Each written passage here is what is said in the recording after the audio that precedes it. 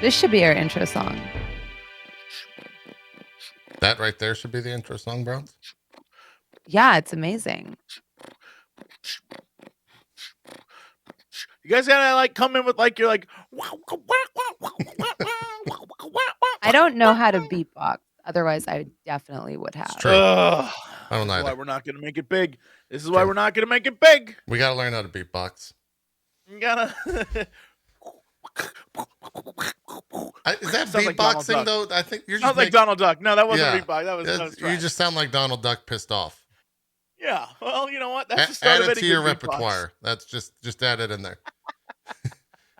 Anytime. Can anyone do Donald Duck pissed off? Oh yeah, yeah, perfectly. Yeah, that's Donald Duck pissed off. Wow, it's incredible. So pissed off. So upset. So angry. So upset. Welcome to the MCU Crew, your favorite weekly 1 hour podcast where we miss a week and it's never a 1 hour. We're liars. Yeah. Jesse, I believe, you owe us, I told you so. I think you kind of, I didn't believe it. Yeah, it happened. I was there. It happened. I called it. You did. I can't believe that they had the audacity to have an entire plot line involving Gamora and Tony Stark and not have the episode. That was the episode that got cut. These guys. Yeah, I know. Ridiculous. They were like, Gamora, you're an important part of this. Also, Tony Stark not you. Is in like a spacesuit, but we're gonna ignore that whole effing thing and just give you the audacity of them. Yeah. Maybe we'll get in season 2. We'll talk. Audacity. We'll talk what up here in just a little bit. We got the penultimate episode and the finale to discuss. Although you can kind of say they were just one long episode, really. If you put them two together, they're pretty closely related. So we'll jump into that. First off, Jesse, you're hanging with Mr. Jeff Goldblum the other day, the Grandmaster himself. I did. Yeah. Was there anything that didn't make the video? Yes. Oh my God. There's tons. Most of it was stuff that we shot that would have been part of shorts that we were trying to do. Yeah. But let me just tell you, look, shout out to Jeff, shout out to the whole team, shout out to everyone who was there. However, to the corporate overlords who were like, we must look at every detail. Oh, I'm sure. And yeah, there was one part. Look, there's a fade out at the end. There's a fade out at the end where we're hugging. After that fade out, we proceed to sing a song together. And that song, they were like, we cannot afford to cover that song if we get sued. So we did a song. We danced. We had a dance number we did together. We did like a whole Who's on First bit. Nice. We couldn't do that because that was like, they're like, we're afraid that we'll get sued. Like the Abbott and Costello families are going to come for us. I don't think so. We had a lot of that. They're very litigious. But I guess that's what happens. I guess that's what happens when you're with like a star and people are like, I can get money out of it. I don't know. Hey. I've never lived that life. I don't know what that's like. Yeah. So yes. Did I mention to him that my avatar for this podcast was one of his characters? No, that would be weird. I never mentioned that. Wait, so did you mention that or no? No. Okay. No. I couldn't get through the Jessiness of that statement, so I wasn't sure I had to. No, I would never mention that. It'd be so awkward if he was like, "Do you see yourself as me?" You know, he would do that. And I have to be there, like, not really, but like, I like the character, and he'd be like, "What do you like about the character?" Here's all you need to know about Jeff Goldblum. We played a game while we were just waiting. We were sitting around waiting. We played a game. By game, I mean he said, "Name a movie character." And I'm like, "What?" And he's like, "Name any movie character." Like, okay. And I don't remember what I named. And he started listing every character from that movie. He's like, now pick one of the actors. I'm like, what? So I picked an actor from the movie. And then he started naming everything that they were in. And he's like, all right, pick one of those movies. I'm like, okay. So I picked a movie. And then he started naming every actor from that movie. And I was Are you saying that Jeff Goldblum is IMDb? I think so. He is a wealth of knowledge that I can't keep up with. Yeah, that video is an hour of me struggling to keep up with a man's quick wit. Yeah. So it was definitely having worked with you for a while, it was weird seeing you in the like straight man role, where like Jeff Goldblum was the one that was just like trying to take you wherever. You obviously don't listen to Cox and Crendor, because I've trained years of dealing with people who are just like off the wall zany, and it's true. Okay, I flip a switch and I'm like, I am now the adult. Okay, gotcha. This is how I deal with my parents. I'm like, oh, I'm the adult now. Okay. I'm like, all right, guys, what are we doing? My parents are like, let's get wacky. I'm like, okay, let me get the child leashes, and then I'm a very responsible person. If the situation calls for it. Sure, makes sense. Yeah, makes sense. Which is why when I hang out with Bronze hung out last week. You missed it. Whoa. Mm-hmm. Yeah, Bronze is down in LA doing That's some why NDA. I'm so quiet. So I was so quiet because I hung out with Jesse and Britt and Sean, and we all had dinner, and I heard a lot of this. And I was jealous. I would have left the other two out in my version of the story. I was jealous then, and I'm jealous now. I think the first thing I asked you, Jesse, was, does Jeff Goldblum smell good? Because he looks like he smells good. I was going to ask that as well. What's the answer? Let's talk he just about looks it. like it. He looks like. Here's the deal. He smells great. He dresses great. I'm sure everything on his body was worth more than, like, his glasses are probably worth more than everything I had on my body at the time. Probably fair. He was like, here's all I'll tell you. This is how I knew. I was like, this guy's pretty cool. During the lunch breaks, he would like sit and chat with his kids on Zoom. And I thought that was very sweet. Wow, that's very, Yeah. But they also kept dressing him in tight black pants. And look, I'm sure he looks great in them, but both he and I were like, why they be doing this? Was his, was like his agent there? Yeah. Oh yeah. Okay. There was a bajillion agents and people, and there was a lot of people that I'm sure found a way to be there. His team. Yeah, his team. Right? Like, yeah. I don't think he has a personal stylist, which, by the way, I wish I had. It would be great that that would probably be. And then I think two agents were there, like the old grizzled agent and then the young, like, I'm new here, but I'm going to get the stars. Do you know who he's repped by? Is he CA as well or no?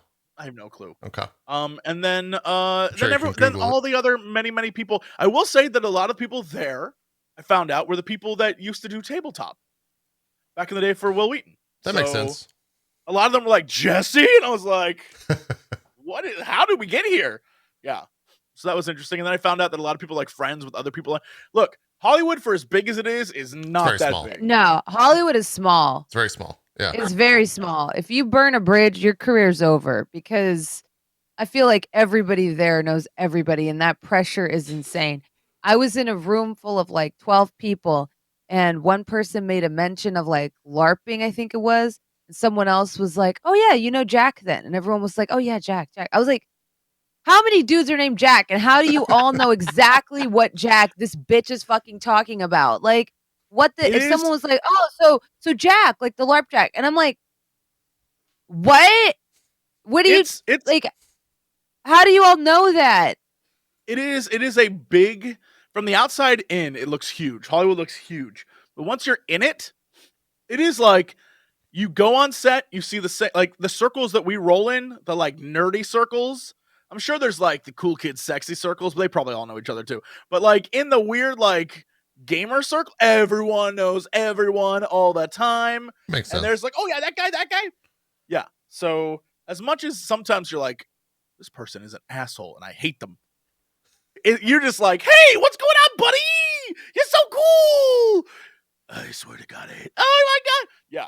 Thankfully, y'all know each other, date each other. You guys like date the same 5 people. Ain't nobody in that group dating me. That's for sure.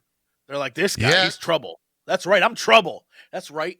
You better watch out, Hollywood ladies. I'm trouble. That's what Goldblum spread after he left. Man, that Jesse Cox is trouble. I will say, I've met many people in Hollywood of a celebrity nature. I do not remotely consider myself even on like a same level. So real celebrities. And he was by far the nicest of all of them. Yeah. Like a genuinely Aw. good human being. So like I was real thrilled. Most of the time you're always told like don't meet your idols and stuff like that. But he was like straight up a good person. And so immediately I was like, all right, this is pretty great. So yeah, a lot of the time you meet a person and they're like a giant dick. Sure. Yeah. Yeah. So I was very pleased and thrilled. And yeah, I recommend it. Spend a couple days with Jeff Goldblum. You will be blown away. All right. I'll I recommend work on it. just, hanging out with Jeff Goldblum whenever you're depressed. I mean, that's Yeah. within everyone's means, right? It's true. Mm-hmm. That's true. Just pop on Jesse a has movie. his It's roughly number the same. on his cell phone. Yeah, Well, we're no, piano bar Goldblum buddies. has Together Jesse's now? number at the end. Yeah. He said, I'll Oh my call him God. anytime he wants to hang out. We're Just give him a piano call. bar buddies. Yeah. You know, apparently, here's the thing: people who genuinely are like, "How would I ever see Jeff Goldblum?" Every once in a while, he like literally just goes plays piano, like jazz piano at a Oh yeah, club. Britt was telling us that. Nice. So like it be like that. They do have lives and live things, and so find out what that is. Go nuts. But yeah, that's what I did. That was my past week. So hopefully y'all enjoyed that. Fantastic. For the Bronze? record, when Jesse says, find out what that is, go nuts. Do not stalk the wonderful Jeff Goldblum.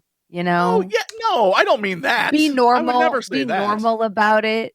I know you do. I know that, that's because you're pure and you're innocent. So when you say find out what that is and go out and go after it, you need to know there's somewhere that's like, oh, yeah, I'm gonna find out. I'm gonna find out She's not wrong. all the hobbies for Scarlett Johansson. I'm just gonna hang out at Trader Joe's and smell her hair and see what type This is of oddly vegetables she specific. buys. Yeah, Bronze, Bronze, this did is you stalk oddly specific. ScarJo? Is that what's happening here? No, why would I stalk ScarJo? I don't know. Maybe you really liked her in Ghost in the Shell, her favorite. I don't even your like. favorite film. I don't even like seeing her on screen. I wish she would stop stalking every movie I fucking watch. Like a Touche. reverse stalking. I'm like, oh God, here she is again. Touche. Fair enough. It happens. But speaking of ScarJo Okay. and wrangling us back to the world of Marvel. That's true. There was some news. I didn't have that in the docket, but you are Oh, correct. I wasn't even gonna address that part of it. I was gonna say that We don't have shout to out really. to the They actress settled. who That's the definitely news. wasn't Scarlett Johansson, but definitely played Black Widow very well in the Marvel What If show. Yeah. I was like, I love this voice actor. She's a known actress, right? Maybe Didn't we I think have no we idea had who this it is. discussion. Black Widow I'm sure we voice did, but actress. What if? she was important in the last 2 episodes in a way Lake that I was Bell. not like expecting. Yeah, great actress, fantastic. Actually, a fantastic voice for Black Widow. She did very well, and I was like, I think she brought a lot to the character. Yeah. Yeah, agreed. Okay, and she was like, I'm still gonna keep the I don't know if it's inflection, but the vocal tone of Scarlett Johansson's Black Widow. It sounded like her, but had like, more inflection and more like substance behind the voice. I don't know. I enjoyed her very much and was like, oh yeah, Black Widow's fun. I don't know. She was fine. Mm-hmm. She was great. Let's circle back around to the news real quick. I don't know. We kind of predicted what would happen. They basically settled with ScarJo and Disney, and they both said, oh, yes, we love each other. We're great and fantastic. She probably got paid out the fucking wazoo. Yeah, she got paid a ton of money. She had a great day for her bank account there in court. So we'll see. I don't know if she'll ever be back in the Disney world. We'll see if that's ever the case. She is mega dead. She's mega done. dead. It's gonna be you Florence from now on for sure. Yeah, you start getting into the multiverse stuff. Who knows, right? Anything's game now. We're gonna find out. We're gonna look. I'm gonna let you know what Disney's gonna be. Disney's gonna be like, no, when you get killed by the Soul Stone, you're wiped from all realities. You know that shit's happening. True. Watch it go down. They'll be like, true. you are gone from all. You are removed from everything. They might hit us with that. Yeah. You might be right. Mm-hmm. Some of the other news: Kathryn Hahn is apparently getting her own show, spinoff, something like that from WandaVision. Yeah. Part of her deal also includes movies. So You'll probably maybe see her in the Doctor Strange 2 thing. What is it? The Something of Madness? Not Maw of Madness. Multiverse of Madness. That's the title for that The film. Multiverse of Madness. Yeah. So she'll probably be in Everyone there. is saying that you can't wipe out ScarJo because Gamora came back. Here's the thing. You don't understand. They're going to be like, Thanos wished her to come back because he had the gun. They can write around it. Y'all don't get it. Hollywood be doing that. They literally have a moment where he's like, look, it's different now. Yeah. Let's move past this. They changed the character and everyone was like, it's fine. Yeah. Just say it.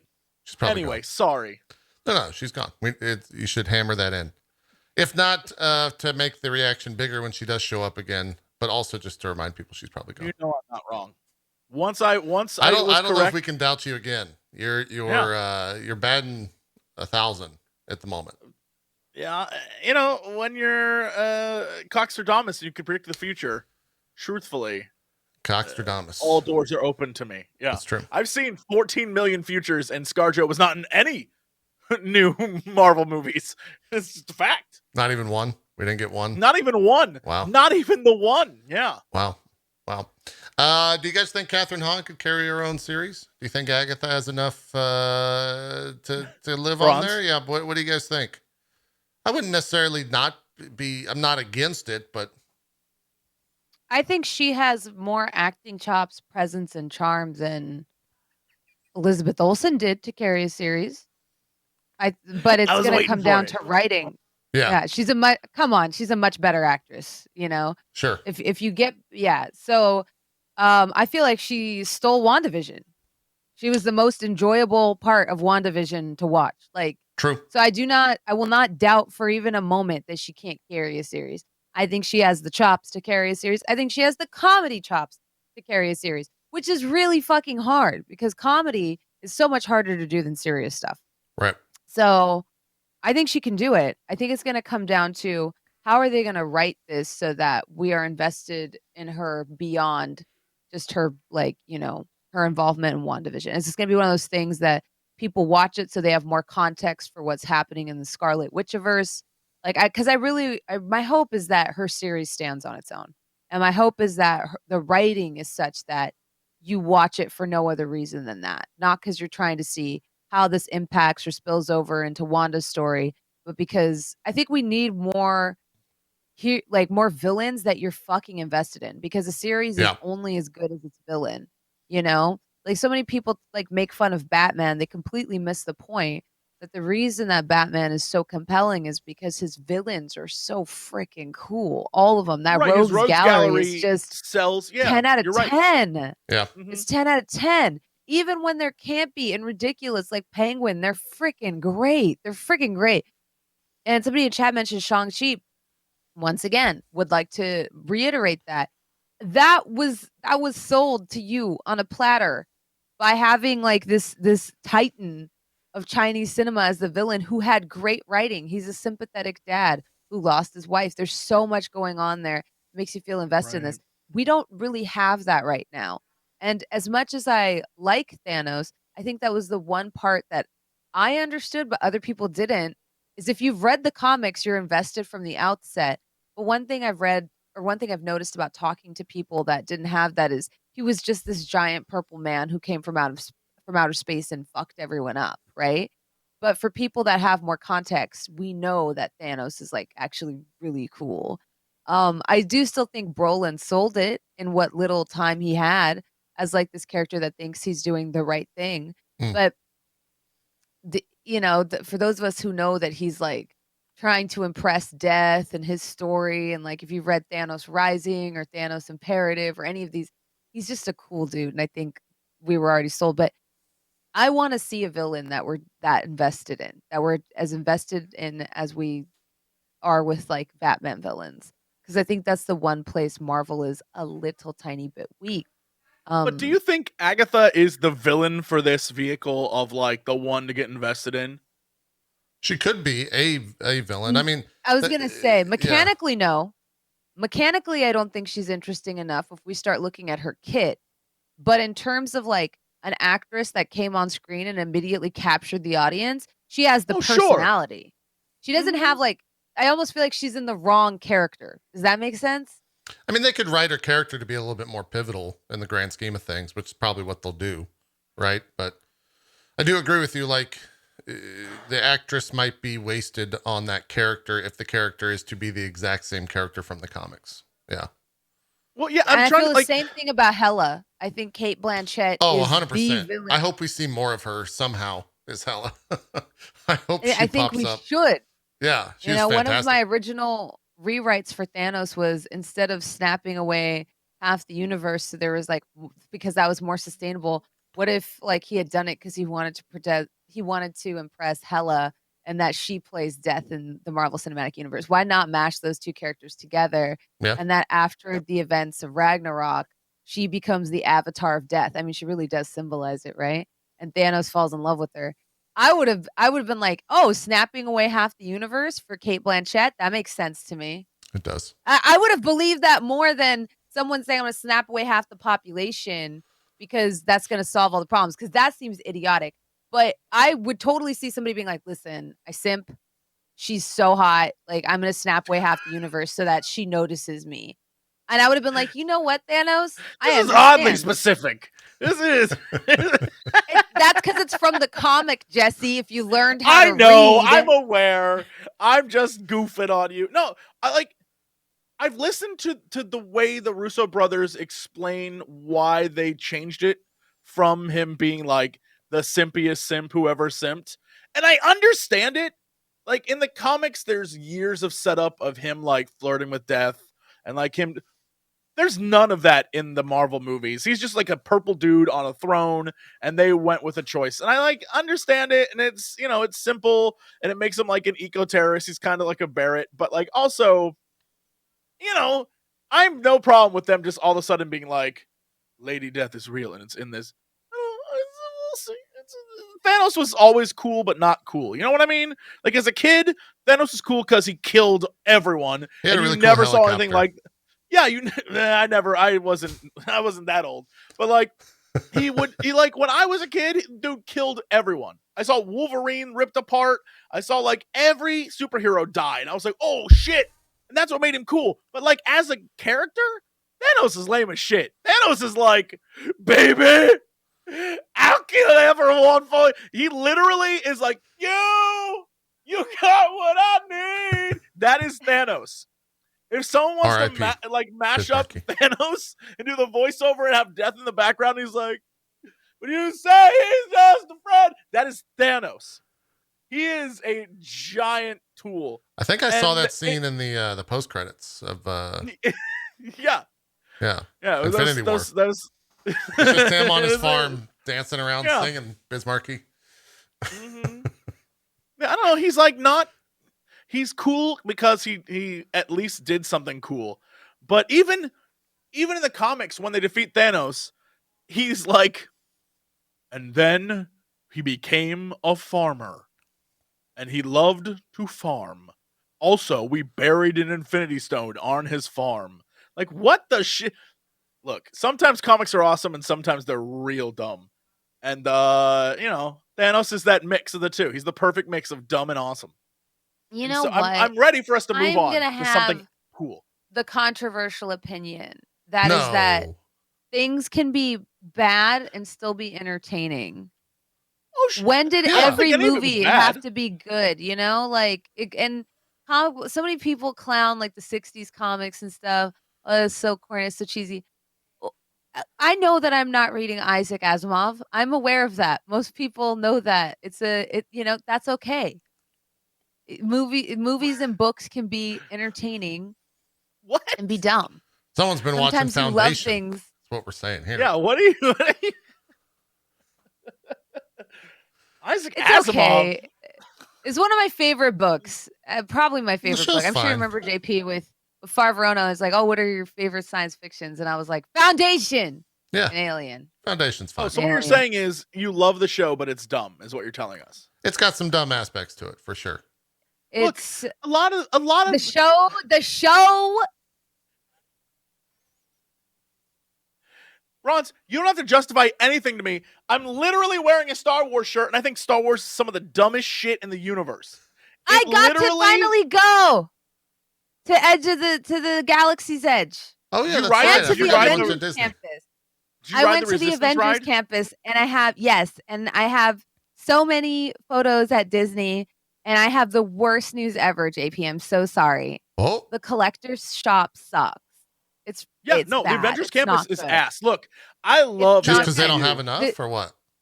They have nothing, friend. They have nothing. I They watched have like some. a couple of shirts, and that's it. I was so devastated at how shitty the collector's shop was. I was like, Compared to are the we Star Wars fucking- one, Yeah, the Star Wars one has shit you want to spend money on. The collector's one is like baby stuff and ugly t-shirts.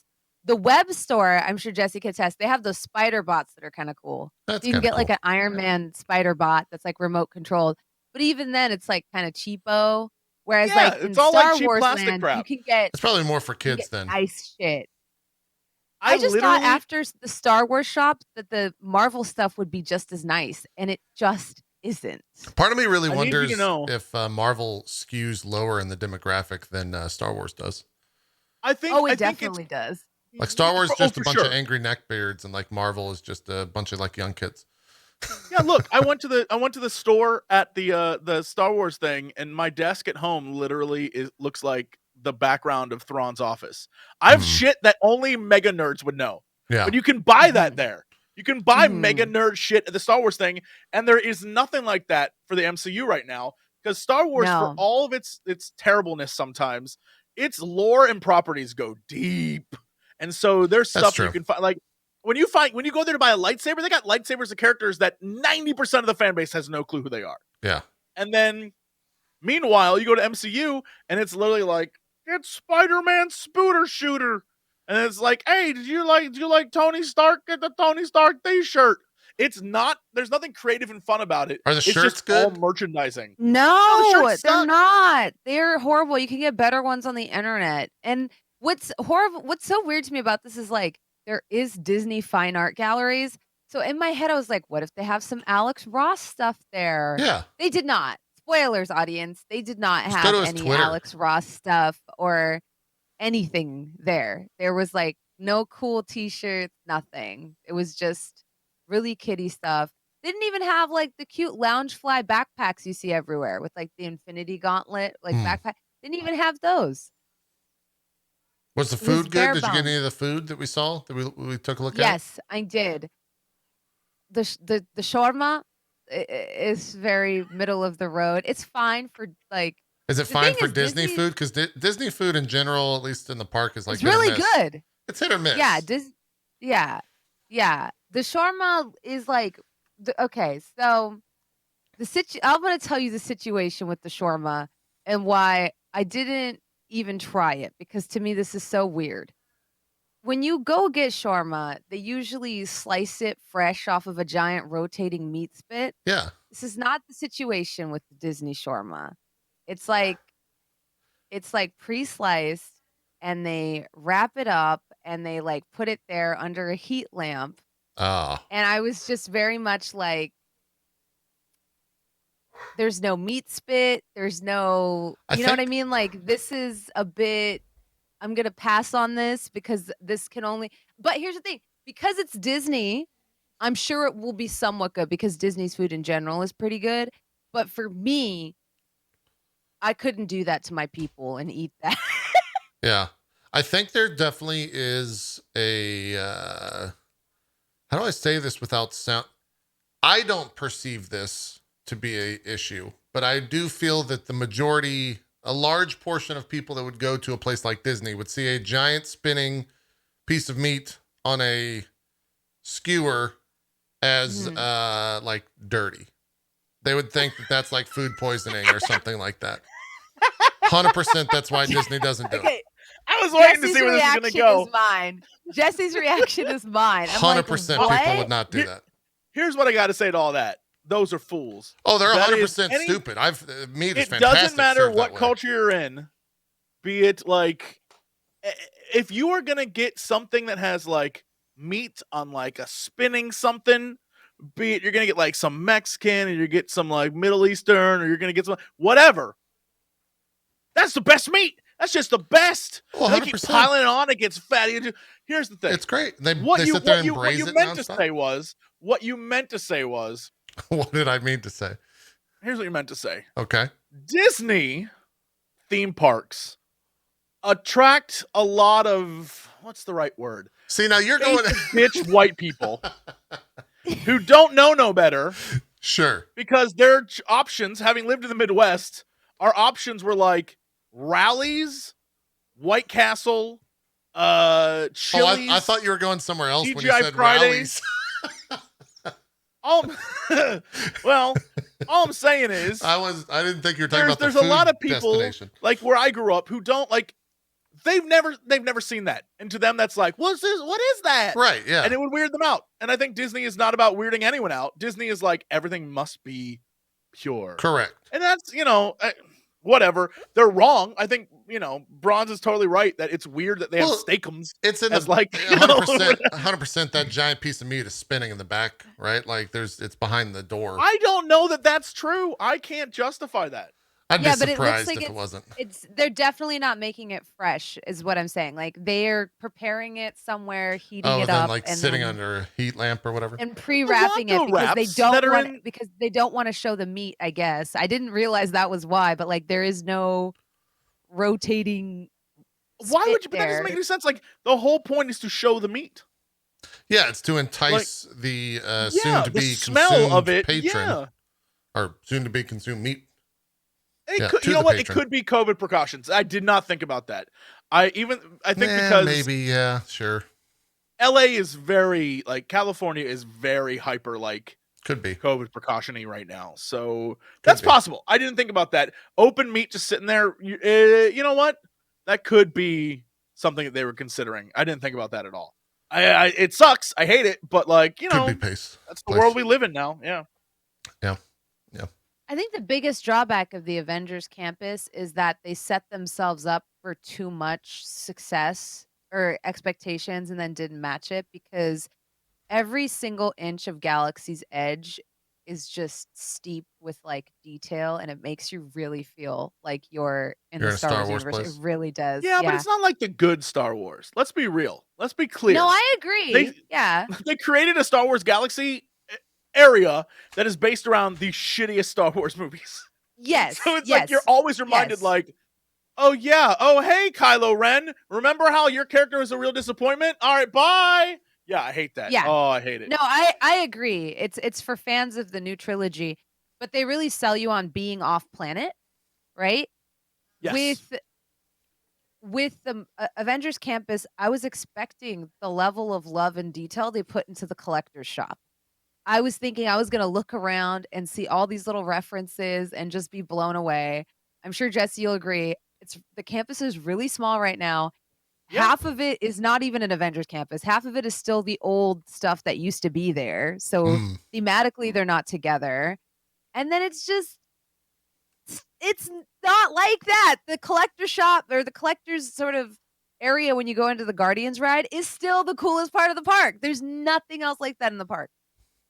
And even the whole Spider-Man thing, I thought it was like that dummy was going to fly over. Well, okay, so here's the other thing. He only goes by at assigned times. And so that entire area gets filled up 2 hours before. They start making lines for it or whatever. Yeah, and he doesn't fly over your head. He flies like over a building that is like to the left of you. Oh. It is. And I was just like, what? I thought he was going to fly over our heads. Then I'll stand here and wait for 2 hours. Like, no, he flies over on the left. And it happens like twice a day, once at 2:15 and once at 4:15. And like all things, I thought it was just going to happen randomly. Like, I think that would be so much cooler. But guess what happens? Because you have to remember, Avengers Campus is small. Guess what happens when like this much space and everyone knows Spider-Man's coming at 4:15? At 3 o'clock, you can't even get through to the rides you're trying to get to because people have like packed up because they want to see Spider-Man go by. I get it. It reminds me of when the Star Wars area first opened and the cantina that was there. You had to, if you had a 2 o'clock appointment to get into the thing, The cantina, you would get to the cantina and be like, sorry, we're booked up for the day. It's like, how is that possible? I have a 2:00 appointment to be in this area. How is it still booked up? Oh, well, the people at 11 still haven't come for their cantina appointment. And you're like, what the? Terrible. It was packed. It was like a sweat box, but outdoors. And you were just like zombie walking because there's a million people. And then you get to the cantina. Here's the thing. After a while, that all settled down. And it was, but then they opened up the new ride and then it like packed back up again. But you know, the thing that I think is very similar is when the Star Wars area first opened, it was all shops and one ride that was literally like a VR experience of you flying in the Millennium Falcon, basically. And it was like whatever. It was a solid whatever experience. And then that was it. And then you could go to the cantina and drink, but you were allowed to stay for an hour, and that was it. And it was like, well, this sucks. And then later on, when you could like wander around, you could take photos, and there weren't a million people, it was way more fun. And you could experience the ambiance that Bronze was talking about, where like as you walk into the area, the music of Disneyland is gone, and all you hear are like the animals of the planet, and then you see it like A-Wing or whatever, and Chewbacca's like, oh! Sometimes he's out there doing whatever. Marvel, the MCU campus, I'm gonna let you know, I've been there. I've never seen one character, not one. Didn't see a single character like talking or walking or doing it. They kind of screwed themselves, right? You can only do like people that are in costume. Most of the heroes are just like normal humans. So you can have like an Iron Man, and that would probably be it, right? But then if it's not Tony Stark, they have the characters. They have the characters there. They have every character. Yeah. I saw 3, but I think the reason that they're so spread out is like, once again, they usually, so they don't just walk around. I don't know if this is a COVID thing. They don't just walk around because they create these like traffic jams. So they do these really dumb skits. I'm sorry, they're dumb. Where the Guardians of the Galaxy came out and they play music and they rope everybody off and they're just like, you know, come on, we got to have a dance off. Dance off with me, jump up and down. But like everyone there is adults because that's a lot of what. So everyone's like, yeah, it's for the kids. Yeah, there's just not enough kids to support it. Where you're like, oh, this is fun. Whereas like if you go to like the Fantasyland part of Disneyland, when you see like Gaston or the princess coming around, I saw oh gosh, what's her name? The girl from Princess and the Frog. She was walking by. There was like 30 black girls running after her. I thought that shit was adorable. You see that stuff like in the main park, but at the Avengers campus, it's like mostly adults. But then all the programming is like geared towards children, which doesn't make sense. Does it cost more to go to the Avengers campus or no? Is it one ticket? The Avengers campus is in California Adventure. Yeah. Okay. It's where Bugland used to be. Oh. There was a Bugland? Yeah. Yeah, Bugs, the movie Bugs, yeah. Yeah. And everything was like big and there was big plants and shit and it was like, you know, you felt like a tiny bug when you were there. It was neat. It was cute. At night it would light up with like, it was beautiful. Superhero that I saw did have a strong it was very cute, a strong pull with children with Spider-Man.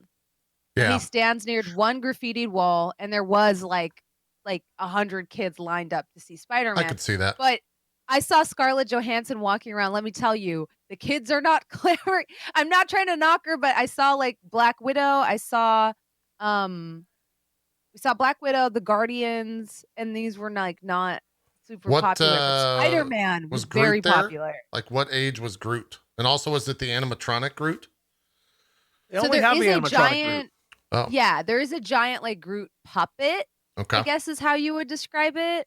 I think he only comes out at night because I did not see him during the day. But I have seen him there in the past, even before the Avengers campus opened at night. I think he's like a nighttime thing. Maybe I'm wrong. He's got to soak up the chlorophyll during the day. You know, he's busy. Maybe. And then I'm trying to think what else was like cool for kids. There wasn't a lot there. Oh, so okay, here's another weird thing. You know how like with Star Wars, the ships and stuff are like right there in front of you, and it's really cool. Yeah. Mm-hmm. The Quinjet is like on the top of a building. Like you can't even stand in front of it and take photos. It's like on top of this building, like I guess there's not really like way. there's not an iconic vehicle apart from the Quinjet in the MCU. Like even the ships that the different folk have are not like romantical at all, or like they're not beloved by I was also anyone in the expecting to MCU. see like Doctor Strange's tower, something like that, but it's just one little. Did you see tiny the Doctor street. Strange thing? The magic show? There's a magic show? Oh, Yeah, there's a just Doctor pissed. Strange. He comes out like he literally a portal opens and he comes out this door and he's like he does the thing and he literally does a Doctor Strange magic show and then he's like, "Come on, everyone!" and he like seals the portal and everyone joins him in sealing the. Oh yeah, it's like a whole thing. Okay, see, I missed that. That would have sold it to me, I think. Maybe. But I imagine it's just like Spider-Man or just like every footage or every bit of footage I've seen straight up is like, I don't know how he operates because it's so crowded. Because you have to go into like a little pagoda kind of thing, and then everyone sits around and watches him, and it's just like, I don't know how many people can fit in there. So, yeah. Yeah, I don't know why they have these like cordoned off experiences, but then they still sell tickets like the way they Probably do. safety precautions, if anything. Oh, maybe. Like can't have too 'Cause many they still people in a sell single area. I feel like Disney loves overselling tickets. Well, that's a great problem to have. Yeah. I mean, why would you why would you not oversell if you don't have to? I just feel bad because, like, for me, it was a day trip, whatever, but I couldn't imagine, like, coming from another country or saving up for years and going and not being able to experience anything because every ride is 2 hours long and half of them are sold out. Like, Yeah. for the Star Wars ride, you have to reserve that, and it sells out in, like, 2 minutes. That's Can I tell you, every Disney single in day, a you're nutshell. just gambling. I need everyone to know. Look, to our filthy rich fans out there, first off, why are you not sending us checks? Second off, True. Yeah, it's a very big point. But second off, I know this costs a lot of money because I've asked, but back when I used to work at Maker and Maker was owned by Disney, you could request. Yeah, you get a VIP tour. Yeah, you get a VIP tour of Disney. And there are what a couple that was is like thousand. Yeah, like they're like the people in the plaid shirts, and they will take your ass around Disney. And let me tell you right now, that's the best Disney experience I've ever had. Yeah, I've literally like you can ride any ride Yeah. at any time You as just much walk as you up. want. You can get any like reservation. Literally, I felt like a king. Yeah. And then later I was like, how much does this cost? And they were like, a lot, bro. I think it Yeah. would be like I think you can take 10 people around at a time, and it's something like it's 4,000. It's a lot. Or something like that. It's a couple thousand. We've done it. We did it twice with Maker before Maker was like, "Hey, we're cutting this Maker shit had off." to tell people to stop. They were like, "You guys have are to doing stop this doing too this." fucking much. Yeah. Oh, that was good times. So I did it like 2 or like 3 times, and then when we went to Universal in Florida, we and Universal was only for like. I imagine Universal's way cheaper. It was like $800 if I recall. I imagine correctly. it's way cheaper to have like access at Universal. And it was the best. Listen, I bought the Express Pass at Universal. I saw every single haunted house and Horror Nights in 3 hours. It was the best money I've ever spent in my life. Yeah, Universal is like if you pay for the pass, they require vaccination, and everyone was masked up. Whereas the filthy in LA? plague rats at Disney, the filthy Disney goers, none of them were masked up, and they did not require vaccination, and that was fucking horrifying. Sounds about right. Did you see the Waterworld show? Yes. It is the best show. Anyway, you would think it's gonna suck. Is that where because Kevin I was like, Costner's do people even remember this movie? But it's actually cool. It's so good. It's People shit literally on in the Universal Waterworld show. It Studios, makes but- no sense because the movie is trash, but the show is like incredible. It's so much fun. Yeah. I don't know why it is as fun as it is. Most live shows at like theme Their parks are like, this Beetlejuice is fun garbage. is their Beetlejuice show is fun too. I'm gonna go out on a limb and say that. That's Universal's got like shows that I'm not a big show guy at theme parks, but Universal's got it. I'll take it. It's fun. I liked Universal a lot. I would actually say on this trip it was a better experience. When we went to Disney in Florida, Universal was without a doubt the better theme park from top to bottom. Yeah. Except for Well, the and, idea like that it didn't feel like when you go to Disney, they it's very much like a immersion, right? Like you're in the Mhm. Disney ecosystem there. When you go to Yo. Universal, it's just a better theme park. Ron's, you want to look? Disney, whatever. F Disney. Ron's, do you want to go to Epcot Center and travel around each country and get wasted at each country? Don't with me? do it. I've already Just- done it. It's bad. Look, Just putting it out there. it's not a good time. Just putting it out there. It's not. A Oh, good it's time. gonna be Why a good is it ass. not a That's good because time? you weren't with us. No, it doesn't matter who you. It's a bad time. I got That's 'cause you weren't with us, Biggie. I got to the very end. The reason it's not a good time is because you're mixing way too many different types of liquor to not enjoy them. You're just, and it starts off, if you start in Mexico, you're starting straight off with tequila. And then like three countries later. Why didn't you plan accordingly? Why didn't you plan it? Like, you should have been like, first, we're going to start with a nice wine in France. And then, we did champagne in France, or I did. I was the only one doing this. We did, I was with Shannon Zedkiller. She bought a bottle of fucking Brut champagne or some shit. The worst, because you went too hard. Shannon goes too hard.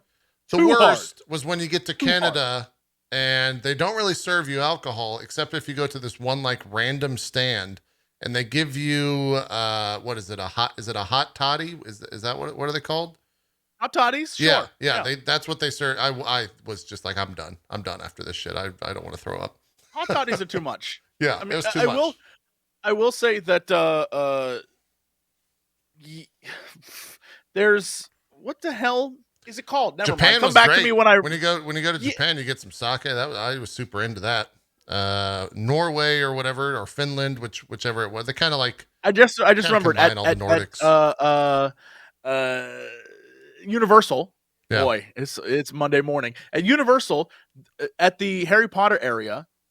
I discovered that while everything there is non-alcoholic, there is one stand where there is like an OG lady selling you some butter beer that's beer, and I was like, let's go. Yeah. Oh yeah. That saved my entire Harry Potter experience. I was not feeling Harry Potter. I'm not a big Harry Potter person. And I was like, all right, this is. I watched like a bunch of dudes at the theme play parks with poles, and then a bunch of women like twirl fans and shit. And I was like, I don't know what the hell this is. Yeah. I guess there are other Harry Potter schools, and they were like dancing, and I was like, I need a drink. And this old lady behind me is like, get your butter beer here. And I was like, is that real beer? And she was like, it is. And I was like, are you real? And she's like, maybe have a beer. And I was like, all right. And I drank it anyway. Yeah, it's great. It was great. So I got two more and started walking the park double fisted. Like, at 3 broomsticks, I think, or is it the Hogshead? You can get like beer on tap as well as Fireball whiskey.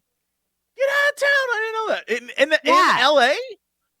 Yeah, at least unless That's they shut it down. When Fireball. I was there, because you know how like in Harry Potter they have like the normal, like, I think, what is it, the Muggle leaky cauldron?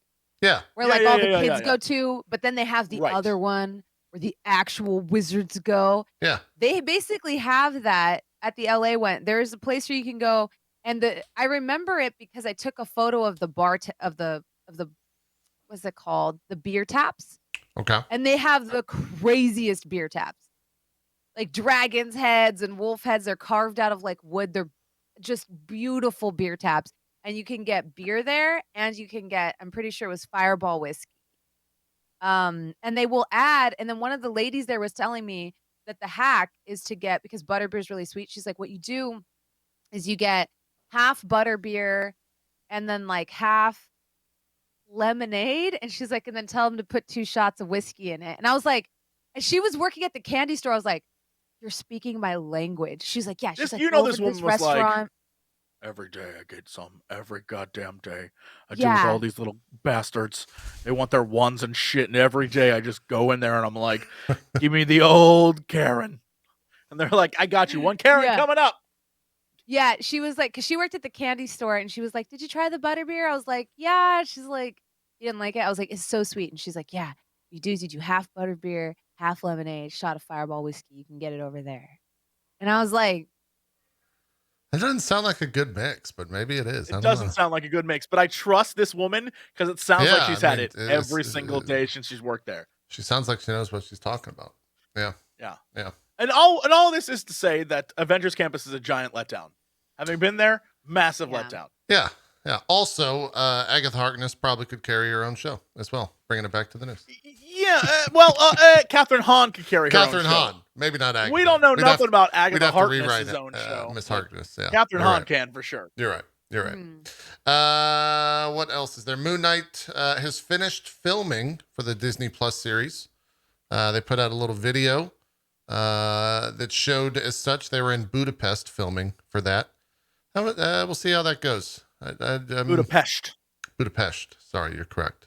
Thank you for the pronunciation there. What else do we got? There was a apparent cast or casting for Adam Warlock. Is supposedly Will Poulter, who is... I don't know who that is. Yeah, I don't know much about Mr. Will Poulter. Oh, you definitely 100% know Will Poulter. Will Poulter was the dude from Midsommar. He's the dude from Chronicles of Narnia. He's in Maze Runner. He's the guy who has the face. He's English. That means he's good at acting. One of the most recognizable faces ever. Period. He was also in Bandersnatch as like the nerdy computer like video game maker. He's also in Midsommar. Yeah, he's very famous. He's not like in every damn movie. Know his name. Yeah, he's that guy who you know his face, but you don't know his name. I had no clue who he was. I saw the picture and was like, oh, that guy. Yeah, 100%. Here, I'll show the chat, the photo, as well as you guys. This is the best part.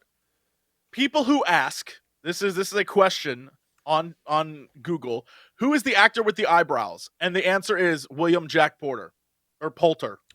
Literally, he's when people are like, we don't know this guy's name, but we know that he's the guy with the eyebrows. Yeah. Oh, his eyebrows aren't that great. No, some of us not have great, but the like same he has that like shape in there. Well, he does kind of have like that arch. 6 movie deal. I have a fucking arch. Yeah, but like, and mine are girthier than his. Mine are girthier. Bushier. You're not really British though. And arch. What? I wish I was white. Dude. You also JP. You picked like a pretty. Careers. You picked a pretty like tame photo of him. Oh, I did. Yeah, there's other photos where like is this when the he's vanilla younger and Will not Poulter? As polished. Let's see. Like he definitely has his younger self. He looks like the kid from Toy Story. Oh yeah, I'm looking at that exact photo right here. Like his young self, he definitely looks like Toy Story kid. Yeah. For sure. Oh my God, no, he does. Yeah, it's Toy Story kid. Yeah, I bet that's like, he's in a ton of movies and he does a ton of stuff and he's always good every time. Yeah. So he was. I think that's I never understood why Toy Story kid was a bad guy. He was just like playing with his toys. He had a skull on his shirt. I mean, that's pretty much the reason. He didn't know that they were alive. I did that too. Didn't anybody else like put one doll's head on another doll and play with it? It's called being creative. He had a skull on his shirt. We purposely blew up army men. We would send army men to war and hit them with fireworks. Yeah. Yeah. So are you evil? Probably not. No, I am. I would be feared by toys. Although I respect, like, I would get pissed when my friends would G.I. Joes. Yeah. You could twist them. They had like a rubber core. Oh yeah, twist them all the way around. Break them. And some kids would twist them till they broke, and I'd be like, "Why'd you do that? What are you doing?" Yeah, I was at least respectful with my toys. They would ruin your Sinestro. Was that a G.I. Joe guy? Oh my God! Wasn't that the silver guy? I had guy?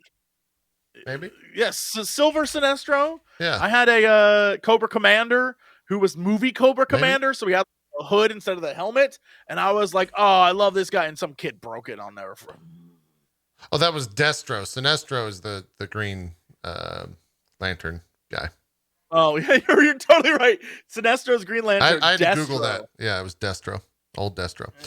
He was once set to star in the Lord of the Rings show coming up from Amazon, but he dropped out because of scheduling conflicts. That was in early 2020. So maybe this is what he dropped out for. I could see him, I don't know if I would drop out of a Lord of the Rings show from Amazon. That seems like pretty pretty easy money, perhaps. For Marvel, But I if would it's drop Marvel, out in a I would heartbeat. probably drop out. Yeah, if my options are a Lord of the Rings show that takes place in a period where no one has any knowledge except for Lord of the Rings hardcore fans, Yeah. or join Marvel as one of as Adam Warlock, I'd be like, please. To Marvel I go. It's true. It's true. Here's a weird one. There is some rumors circling as of this morning that Bill Murray is going to be in Ant-Man and the Wasp Quantumania. And now I kind of want to see Bill Murray and Jeff Goldblum sharing the same scene somehow. That might be too chaotic. I will say, based on what Ant-Man has done, if I had to hard guess, I bet Bill Murray is playing a bad guy. Well, I mean, let me see where this. Okay, so it says the evidence is thin. But so it might not be happening. The whole thing is based off, or rather on the fact that somebody noticed that an English actor named John Townsend has been cast in Dust Bunny, the production name for Quantumania. The role listed Townsend is that of a photo double for Bill Murray. That might be a stretch, but that sounds kind of like something Marvel would do. Central Casting describes a photo double as someone who, quote, must resemble an actor as closely as possible in height, build, hair color, and complexion. They often need to look like they could be the actor's twin. A photo double can be used when a principal actor is in a scene but not the focus and is essentially functioning as a background actor. Literally the back of their head. Since the photo double looks like the actor from a distance, they can film in the actor's place while they prepare for the other scenes. Yeah. Interesting. I will say that it... Oh, what if he's Scott's father? Ant-Man's dad. Bill Murray, Scott's father? What if he's Mephisto? Maybe. No way. No way. And we know that Kang Mephisto is the villain of that, right? If he's Mephisto, I'd actually be happy. I'd be into him being Mephisto. If Bill Murray was Mephisto, holy shit, that'd be insane. Be wild. We'll see. I'm always down for Bill Murray just doing whatever the fuck he wants. So, and Paul Rudd and him interacting together would probably also be pretty good. That seems like a pretty comical sequence, whatever that looks like. So, then currently, I feel like today, honestly, or maybe the past couple of days, I don't know if you guys have seen this, but my Twitter suggested ads is nothing but Eternals. They are really spinning up the marketing for Eternals right now, as we're a little bit less than a month out from that movie. We're getting everything from that. We're getting little snippets, featurettes. We've got like minute trailers where they just talk about the different folk in that. We've got some new scenes of different action sequences occurring from different characters in there. I think they've got posters out for like the IMAX experience, etc. So the Eternals is less than a month away, which kind of exciting, I guess. November's going to be a little wild in terms of just the stuff coming out for me. So I'm excited that Eternals will be the thing that kicks all that off, but we'll see. I hope it's good. I think it's also premiering in a film festival a couple days prior to that. So we'll probably have some reviews pretty early for that going into release. And I think that's all the news. Chat, did I miss anything? For you two guys, did I miss anything? Oh, wait, we got to talk about the Venom 2 post-credit scene. Did you guys hear about this? Yes. Bronze, did you hear about this? I'm just going to be completely honest with you. I was rewatching one of the fights from the last episode because so much happened in it, and I knew it was going to come up, and now I have been caught red-handed. Oh, I just asked if well. That's fine. Because I have no idea what you're talking about. But the Venom 2 post-credit sequence. No, Jesse Cox. I did not hear about it, no. Okay. I guess spoilers if you are going to go see Venom 2. I didn't see it. I just look at the post-credit scene. So apparently in the post-credit scene, I will go through it in kind of full. If I missed anything, chat, I'm sure will correct me. Eddie, Venom and Eddie go to like a secluded island. So I guess they can do no more harm or something like that. And the post-credit scene picks up there, and the symbiote is talking to Eddie and says, hey, I have 40,000 years of cosmic knowledge. Would you like to know the same knowledge that I have? And Eddie says, sure, why not? So they do this brain meld. This I'm going to get off the guy I'm going to take him out of the screen here for a second. I had to change my words there before I said something that would be clipped out of context. Anyways, so they do this brain meld, right? And he gets these 40,000 years of knowledge. And as this is happening, there's a ripple effect that happens in the world around him. You're not really sure where or why this comes from. And on the TV, J. Jonah Jameson comes on and says the exact words that happen at the end of Spider-Man Far From Home. And so now Venom is in the MCU because of this scene, which is basically the implications of it. So Sony has warped him into the world of the MCU, and he potentially could be in the next Spider-Man film, which is a little weird, I guess. It's kind of a weird way for Sony to force him in, but it is what it is, I suppose. I don't know. Could be cool.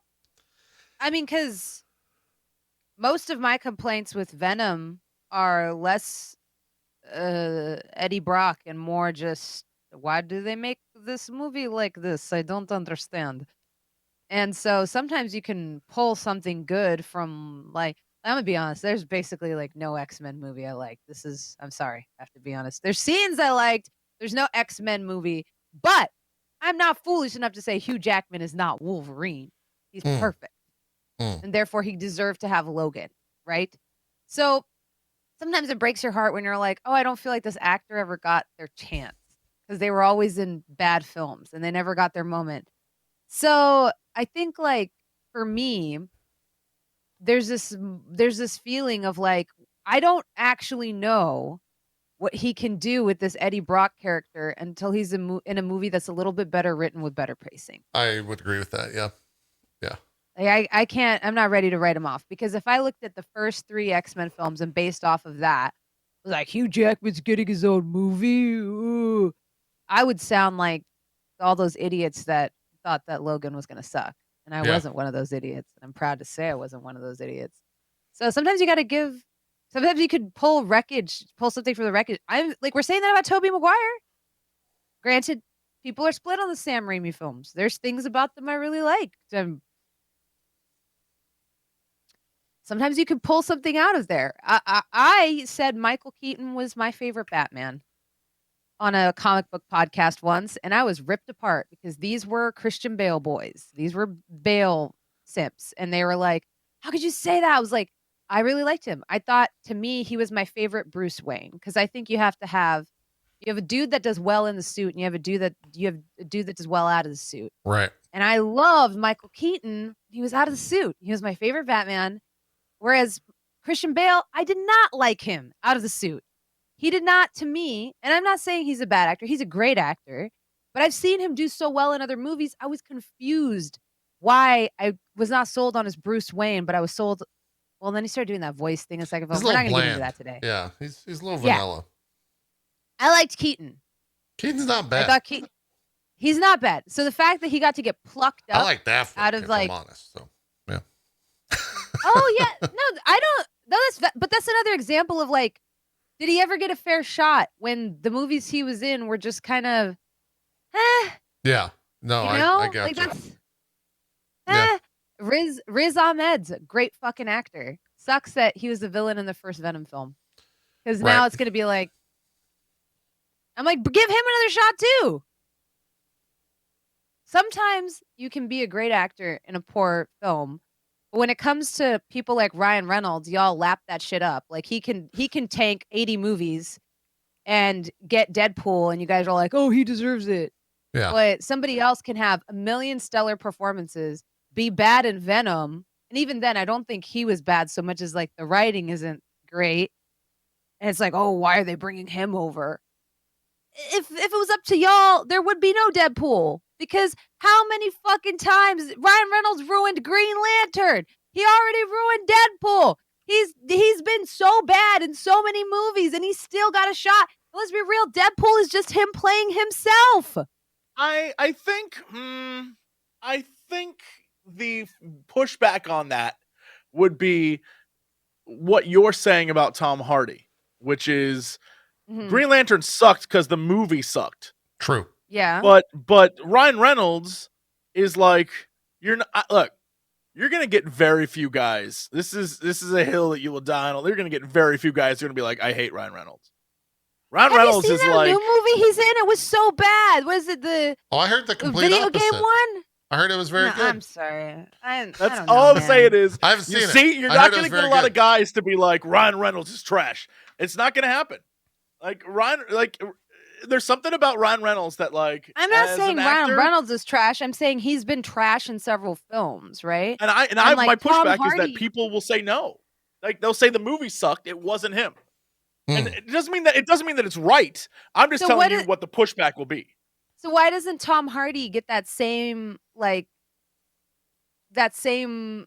of respect? Question. Tom Hardy has been brilliant in a lot of films. I think he does.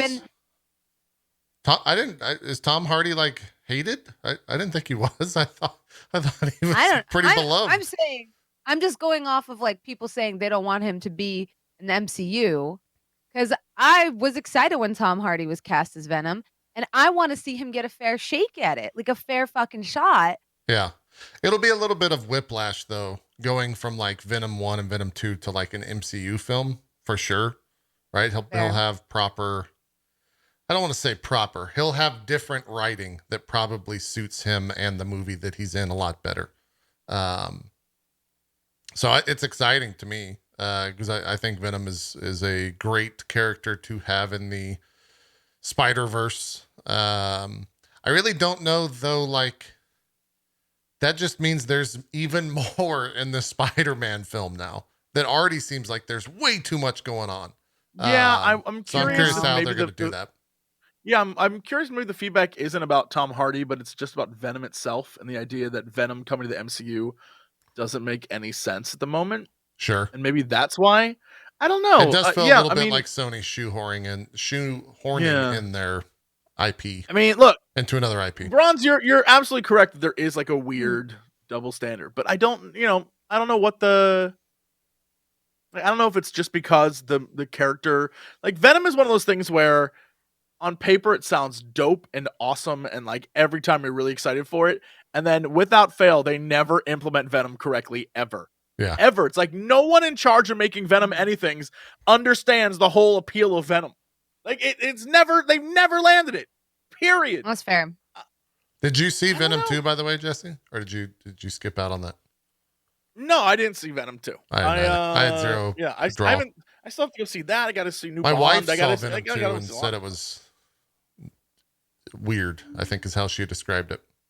Oh, that's a nice diplomatic. Apparently, he DJs or something. He's like in a club at one point, and he's like DJing in that movie. I was like, okay. Literally, it's Tom Hardy and Cookie Monster. What are we going to do, Eddie? Yeah. He's like, oh, come on, Cookie Monster, you got us all. I like eating, Eddie. Let me eat people. Like, come on, we can't eat people. Tom Hardy. Bless his sweet soul. When they're like, Tom Hardy, we need you to be this character. He's like, how much of that character should I be? And they're like, 1,000%. He's like, I'll do 2. That man, all I'm saying is go watch Peaky Blinders and watch that man act in that show. Dude, go watch any of his stuff. Like, he's awesome and he's like, Taboo. I will eat and chew up every scene. And the problem is that it's Venom. So he's like, oh, jeez, Venom, what are we going to do today? And he's like, I don't know, Eddie. Maybe we can eat some people. And he's like, oh, fuck, I don't want to eat people today. And he's like, okay, I guess I'll kill all your friends. He's like, all right, we'll eat people. That is the movie. It's crazy. It's just, it makes I love no sense. actors who chew scenery. I do too.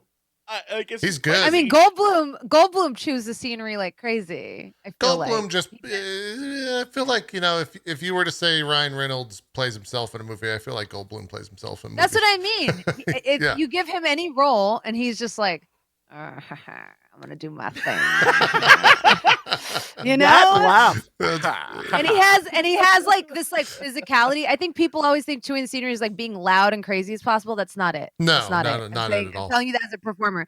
It's like when you almost overdo like every bit that's chewing the scenery. I think people always think Nicolas Cage is a scenery chewer, but I mean, so is Patrick Stewart with the way he does Picard. Like that is also chewing the scenery. It's when you are like so into a character, you are not trying to sell any type of realism. There's no subtlety here. And Jeff Goldblum 100% does that with his whole like, True.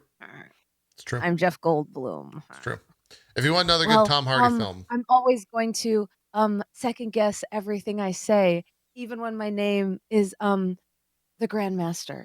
Yeah, because I'm going to play this like I'm Jeff Goldblum as the Grandmaster, not as the Grandmaster. And you're going to love it. There you go. That's good, Jeff Goldblum. I was going to say, if you want a good, another good Tom Hardy, go watch Warrior. He's also very good in the movie. Oh, yeah. Warrior. Very good stuff. I like him there's in a long Inception, list. too. Yeah, in Inception, he's great as Eames. I love him in Inception. That was probably one of the first times that I think I knew who he was. He also did that film Bronson, which is kind of a fucked up movie where he basically, I think it's like a one-man movie or something like that. He has like an alter ego and he's just, it's supposed to be real crazy. I never saw it myself, but I heard good things. So anyways, should we talk what if? Is it time for Jesse to talk about how he was correct for? I was just rewatching a scene from it and remembering how fucking fire it is. Well, let's talk the good. final two episodes. I feel like we can kind of talk about them as one because they are so closely related. What scene were you rewatching, Bronze? Okay, so two. One is when Jesse probably gets this reference when Doctor Strange becomes my Warlock from Sunfall Cycle, where he goes full like eldritch being. Yeah, that was cool. I play a Pact of the Elder God Warlock, and that's what it reminded me of. It was like so Hunger of Hadar and like the arms, so cool. But the other one that I rewatched was I loved the scene where it's Peggy and Black Widow throwing their shields and they're like boom, boom, boom, boom. And then they both do this like side scroll where one takes out his head and the other one takes out his legs. Yeah. I was like, why is this so good? Like it was so the way they like combo that shit and then fucking knock his shit out. I was like, bitch, what? It was a very so good. Cool. I remember that scene distinctly because Doctor Strange is like, "Don't let him think," and then it's just like this unrelenting onslaught of attacks from everyone with what you just described. It was very good. I want to say these two episodes were incredibly fun. Yeah, looked awesome.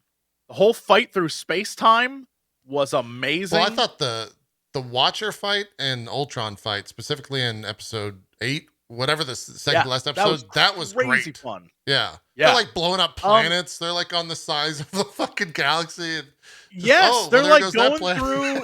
Yeah, they're like going through like 80 variations of a planet with each punch. I was like, this is amazing.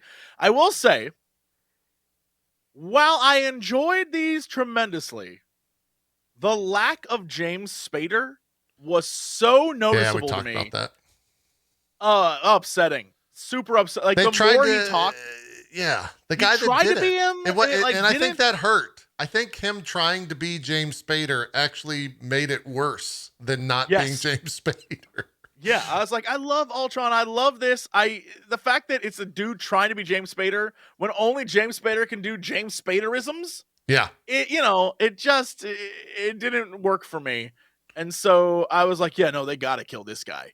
And so I really enjoyed when they murdered the hell out of him. I will say it is interesting to me the way that they played Thanos as a goof, where Thanos shows up and he's like, yo, I got the Infinity Gauntlet. I'm going to kill you. And he literally he just gets cut in half. Him? Yeah. I don't even know how that works, and it was cool. I was like, I don't even care. Normally, I'd be like that. I don't know that's how that works. Doesn't that's matter. a little strange. Loved it. Super cool. It was a little weird. I will also say that it was nice. Like the final 2 episodes, only in this type format, being an animated show, could this have worked? Because there's no way this would translate to like real life. There's no way. The CG budget alone would be astronomical, and it would look real fucking weird to begin with. But the fact that like Doctor Strange was able to go like Sorcerer Supreme Doc Strange, just like, that was awesome. Like, that was fantastic to see him at like peak power, just like being the MVP, protecting everyone at the same time. And then, like Bronze said, seeing him go, for lack of a better term, like full on Super Saiyan, Elder, whatever, Beast, Doc Strange, just destroying Ultron was fantastic.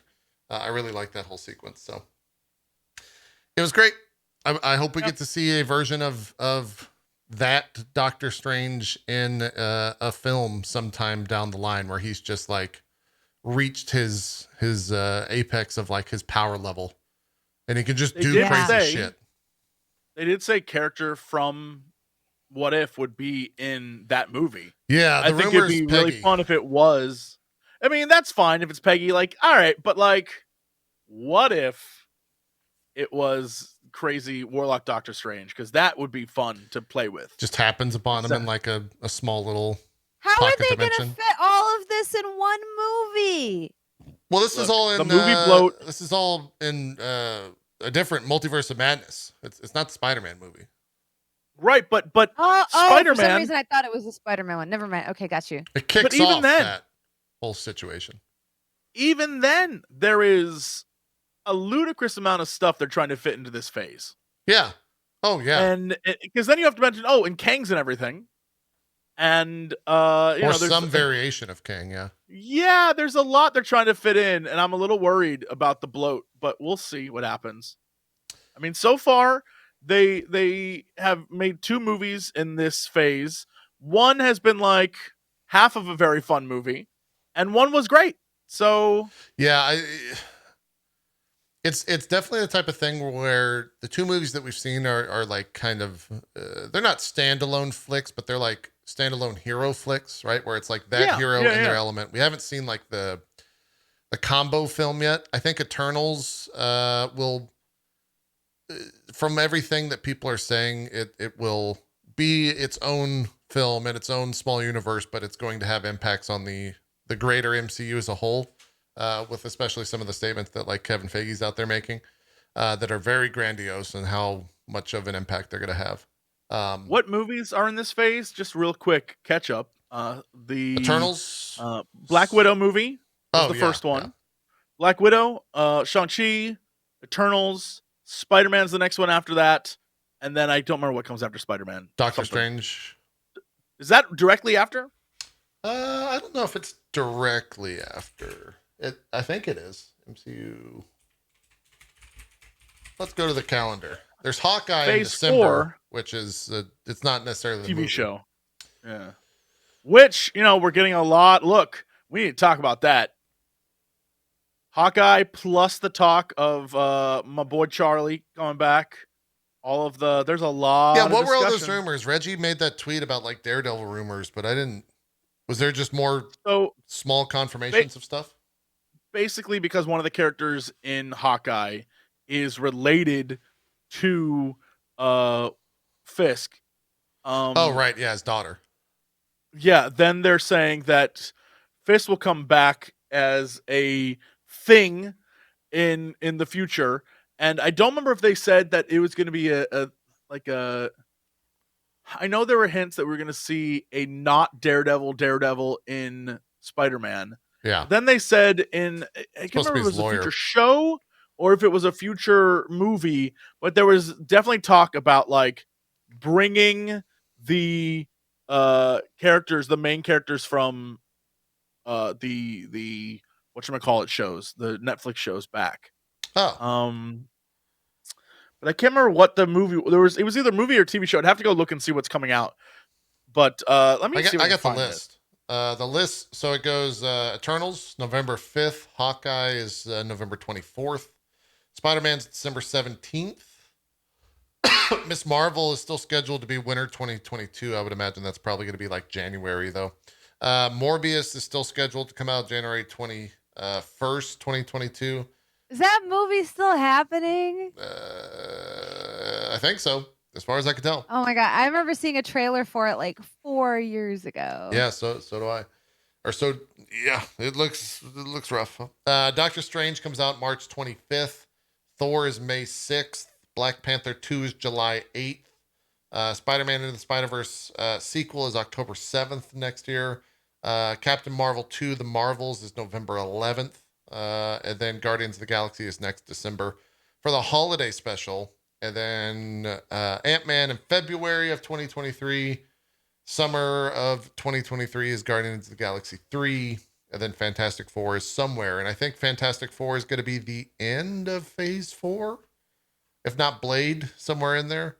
There's also Captain America 4, which I think has been confirmed. Deadpool 3 has also been confirmed. She-Hulk is going to come out sometime. We just talked about Moon Knight being wrapped up and filming. Loki Season 2, probably somewhere in there. Ironheart, Armor Wars, Secret Invasion. Then we've got that other show, Wakanda for Disney Plus, and that's kind of everything that's been scheduled. So a lot of shit coming up. Apparently, every rumor is linked to Hawkeye. It's going to be the glue. I guess apparently they're trying to bring back the street level stuff through Hawkeye, is what the rumors are saying, and so they straight up have like Kingpin, and they have Daredevil linked to it.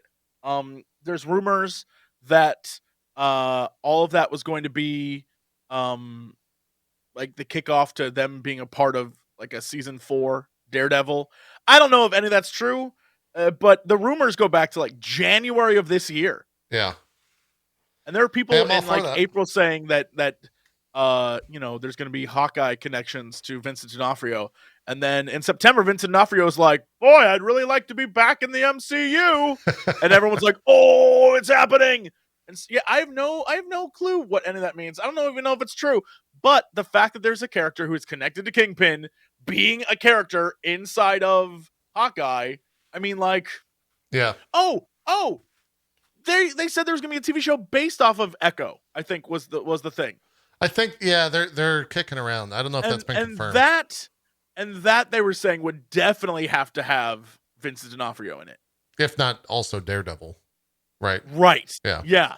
So I don't know. I mean, here's the thing. I'm down for all of it. I think those two, I could watch Charlie Cox and Vincent D'Onofrio go at it all day, every day. The two of them on camera were like so good together. Yeah. That I want more of that. No, I'm down for it. Yeah. I would agree. We'll see. But there is a lot going on here in Phase 4. Like all the shows that I just listed, like that's, as someone who watches Marvel shit religiously enough to have a podcast about it, that's a lot, right? Like there's a lot coming out. Yeah. So we'll have to see how all that stuff works out. Running real quick back to What If. Anything else to say on the final 2 episodes? I thought the little post-credit stinger thing was kind of cute with what not to say. You were into it? I still think the middle of What If was dog shit. Oh, I agree with that. 100%. Yeah. But I think the last 2 episodes, so good. I liked they were very good so much. It didn't do enough to make me forget the middle of that season though, where I was just like, oh right, I got another What If episode. Are you saying that my call for hope helped bring you through? Because I think, you know what? Did I Captain America the shit out of this? Because I think I did. I don't even know what that means. I think you rallied behind my shield as I protected you all from hating something that, wasn't great, but I'm still hating on it right now. What are you talking about? Came through in the end. I still don't know if the payoff was cool, but this show would have been so much better if it all just released at once. Because I think, absolutely, you are totally correct.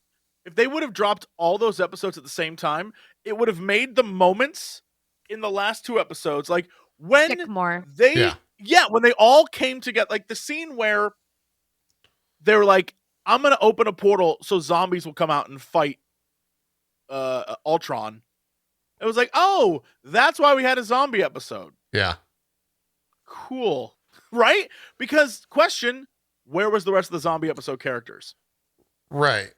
And we'll probably get a second episode in that universe, I would think, in the I thought for sure second one. It was gonna be like, oh, this is where Spider-Man shows up again. No. There was no like the zombie episode's whole payoff was so they could have an army of zombies fight Ultron. Yeah. I was like, all right. But if they would have released that on the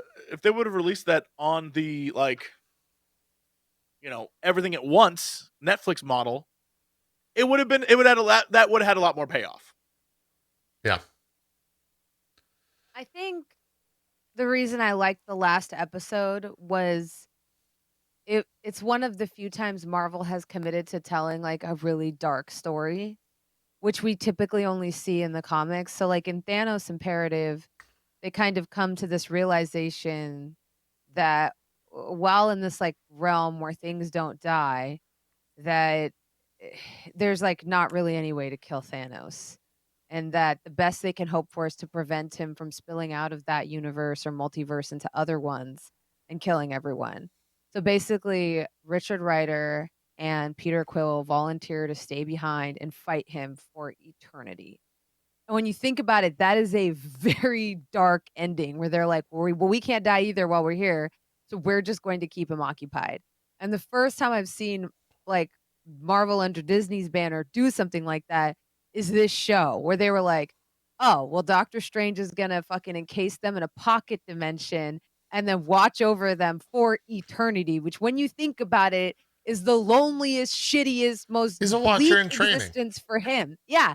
Like, but that's so sad for him, right? Yeah. Like it's such a lonely, horrifying existence. And I think the only other time we've seen it was in Loki, where basically Kang says the same thing, that he's just sitting here at the end of time and he's tired. So you know what? Let these freaking Loki variants make a decision. And I'm like, I'm shocked you've been doing it this long, Kang. I would have given up after 2 weeks. Yeah. Yeah.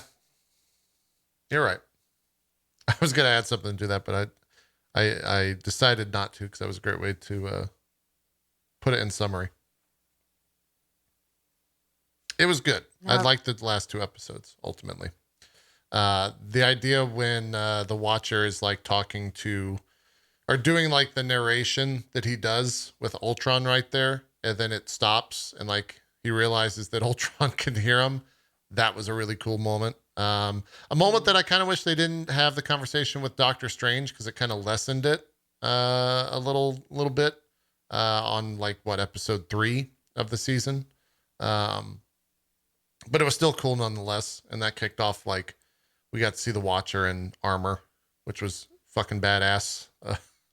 A giant-headed, just like complete badass, just destroying the galaxy along with Ultron there. So yeah, I enjoyed that stuff. I don't know what a season 2 looks like. I guess they just do more, like they can't do that all over again, right? They can't get the Guardians of the Multiverse, which I think is a real stupid name, by the way, for the little team. I don't know what you call them though. But they can do whatever they want. Like the thing is that's the whole point of What If is you can do whatever you want. And that's why, again, let me just state how disappointed I am at Captain Carter, because we cut back in episode 9, or the last one, we cut back to Captain Carter. And it's like present day. What is Captain Carter doing? Literally the plot of the second Captain America movie. Yeah, why not? That's dumb, JP. Yeah, but the viewers know what it is, so it like makes sense. That's dumb. That's stupid. Viewers are stupid. I also thought the animated version of Batroc was awesome. Everyone else got to do different stuff, and she was like, I'm the dude, but a lady. Dumb. So dumb. I hate that. I hate it so much. You're telling me Peggy Carter came to the future and doing things the way she did in the past is like, no, I'm gonna do it's the exact same storyline. Stupid. That's stupid. I hate it. They could have done so much, and if you're like, well, that's what if. No, that's not what if. What if is like, what if, Peggy Carter was actually a mastodon and had a shield. Like, what if? I'd What watch if it that. was cool instead of like, what if it was Peggy, but Peggy was actually Captain America and did the exact same things? Part of me wonders if they're keeping her story, to put everything that you just said with another word, grounded, right? Like just telling the same story of Captain America, but with Peggy instead of Steve, because they do want to use her in films. And so they don't have to like retell a story, right? They just say like, I'm from. That actually is a strong theory. Yeah. I'm from my universe where I just do everything your Captain America did, except I'm me. That's dumb. That's dumb. It negates all the fun parts of Butterfly Effect. It's the reason why when the whole Loki show, he didn't meet like another Loki that was like, hey, you're like me, but we're the exact, that's not how it worked. All the Lokis were different. And to say, like, one was an alligator. All I'm saying is true that it's disappointing that they were like, we're going to have multiple episodes, multiple characters doing things. Like a great difference is in the Killmonger episode. It's Killmonger being Killmonger, but the what if is what if Killmonger went about his evil plans differently? Right. And he succeeded. But he's still Killmonger. And so that episode flies because it's like, oh, I get what this is, right? I understand. But like Peggy Carter's episode was like everything around her changed, but like it doesn't make any sense. It doesn't. All I'm saying is it's a disappointing. It was too grounded. Peggy Carter, I know what you're saying. Peggy Carter's cool. Her flying on the back of an Iron Man thing, cool as shit. Fighting tentacles, cool. But then everything else is like it's the exact same story though. I don't know. I was kind of how do you, we didn't talk about it yet. How do you brought up Killmonger? How do you guys feel about him being like sticking to his character throughout the entirety of the series and not having like a redeeming moment? Great. I wanted the redeeming moment, but I got it. Some characters, I was gonna say I kind of like when there's some characters that are beyond redemption. Sure, because that makes the ones that do kind of change their tune stick more. Where I kind of like where it's like, well, Killmonger's gonna be Killmonger. He's gonna do things his way. Yeah. And Strange is gonna be Strange. I like because his was the redemption arc, right? Like he creates this pocket dimension to like basically hide himself or to try to protect himself, and is essentially surrounded by nothingness, right? Like he's surrounded by the fucking void of everything he destroyed, and he's just existing in this little space, right? And I feel like his redemption arc is like doing that to someone else, but also abiding by his own consequences, if that makes sense. Like there is no part of him, even after all, we saw him go head to head with Ultron with every Infinity Stone. He was able to not only protect himself with his magic, but every single person on his team. His shield is that strong. Going head to head. We know this man's fucking powerful. He's channeled the power of the void and he can do what the fuck he wants, right? Yeah. And yet he still is like, yeah, no, I could use this. I could set my reality right. I could do all this stuff. But he's choosing to abide by his consequences because he understands that that's important, and then subjects Killmonger to his own punishment, the punishment he gave himself. And when you think about that, that's like really deep. So it's like his is the redemption arc we're left with, which makes Killmonger kind of sticking to his guns even more, I guess, impactful of like not every character maybe is redeemable, because I think we all know in that pocket dimension, all Killmonger has to do is let go. That's it. And then time will proceed, right? Like if he stops pulling, he stops trying to grab the Infinity Stones, then Zola will get them and he'll have the ability to break probably this interdimensional shield since we've established that they can do that, right? Right. And then he would be out of this eternal prison. So it isn't until he's redeemed that he gets out. And I feel like maybe I'm reading too far into it, but that's like, to me, that's like meaningful in some way, It's like, you know, those like the raccoon that reaches into like a jar to grab something, and all he has to do to let himself free is let go, but he won't. That's basically what Killmonger Isn't that is from right a now. Disney movie? Isn't that literally just pulled from a cartoon? Yeah. Isn't it like a raccoon who puts his hand in a pickle jar and can't get it out because his hand's a I feel like fist? is that Pocahontas? Does that feel like that's what that's from? This I is can't such a remember. deeply embedded memory. I actually don't know what it's from. Yeah, I forget. But I like, it's mean- just like, well, if you let go, you're free. And that's what Killmonger is right now. Where it's like, dude, if you let go, you're free. You can get out. You're done. And he's like, yeah, but I need those stones though. True. Yeah, I think him being who he is the strongest testament to What If, because it adds a fun, like, what if all these things change for Killmonger, but Killmonger's a constant. Like, he is who he is because of his past, and he's not going to just change now, right? And I think that's, I think it's a fascinating look at a character. And, you can watch things like the Doctor Strange episode, like Bronze was talking about, his past changed, his motivations changed, but who he was as a person didn't change. Right. And I think it's a fascinating look at like that's what I like about What If. And then there's things I don't. Like the middle of the season. I mean, Look, I just want to see more. It'll be weird to go back for me. It'll be, and maybe it won't because there will be so much time passed between now and season 2. But to go from where we left off, like from a power level sense of watching, the Watcher or Cosmic Strange fight literally on a cosmic level, right? Like fucking planets being destroyed and like changed in a moment's notice, blah, blah, blah. And then going back to whatever the premiere of season 2, like, what if Ant-Man was a cockroach instead of an or something like that? Like, what if he controlled Cockroach Cockman? Yeah, Cockman is I'm there for it. Yeah, that'd be I'd be into that episode. It'll be a little bit of a whiplash when it comes to that. And they also can't tell the same story. So I don't know, what a season 2 looks like. They've already done the, like, what if the Watcher interferes type situation. I don't know what that's the second one could be. Yeah. What if could be anything?